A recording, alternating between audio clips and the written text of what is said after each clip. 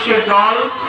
আমি মনে করি সেই আদর্শ তৃণমূলে বা এই ঈশ্বরগঞ্জ উপজেলার প্রত্যেকটা ইউনিয়ন স্তরে ছড়িয়ে দেওয়ার জন্য যে নেতৃত্ব, সেই নেতৃত্ব আমরা আপনাদের থেকেই বেছে নিব। আমি কাউকে যদি নেতৃত্ব দিতে চাই, এই নেতৃত্ব কিন্তু একটি ইমানি দায়িত্বের অংশ। আজকে আপনারা এই ঐতিহ্যবাহী ইউনিয়ন, যে ইউনিয়নকে বলা যায় রবি ঠাকুরের অজর কবিতা অবিনাশী গান, যেখানে রবীন্দ্রনাথ ঠাকুরের পদচিহ্ন পড়েছিল, এই 18 বাড়ি ইউনিয়নে জমিদারের এই 18 বাড়ি জমিদারের ঐতিহ্যবাহী ইউনিয়ন ছিল। এই 18 বাড়ি ইউনিয়ন, এদিকে কেন্দ্রীয় উপজেলা, এদিকে নান্দাইল উপজেলার সংযোগ স্থল।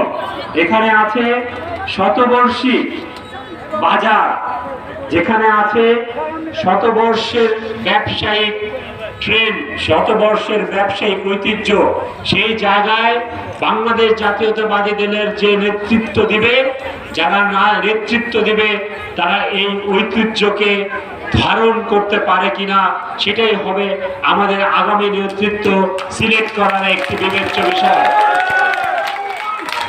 আমি আপনাদেরকে একটি কথা বলতে চাই, আমি বাংলাদেশ জাতীয়তাবাদী দলের আহ্বায়ক হিসেবে কথা বলতে পারি। আমি গত 17 বছর আপনাদের সাথে পথ চলেছি। আমি যদি একটি টাকাও আপনাদের কাছ থেকে নিয়ে থাকি, আপনারা হাত তুলেন। আমি ঈশ্বরগঞ্জে আর রাজনীতি করতে আসবো না।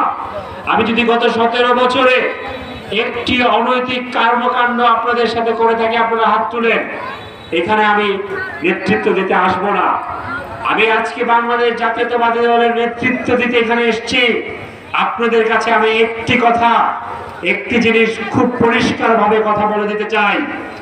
আপনারা যারা বাংলাদেশ জাতীয়তাবাদী দলের 18 বাড়ি নেতৃত্ব নেবেন, তাদের নেতৃত্বের যে বিচার, সেই বিচার আপনার ক্ষেত্রে অবশ্যই এই ঐতিহ্যবাহী বাজার ব্যবসায়ীরা তাকে নিরাপদ মনে করে। এই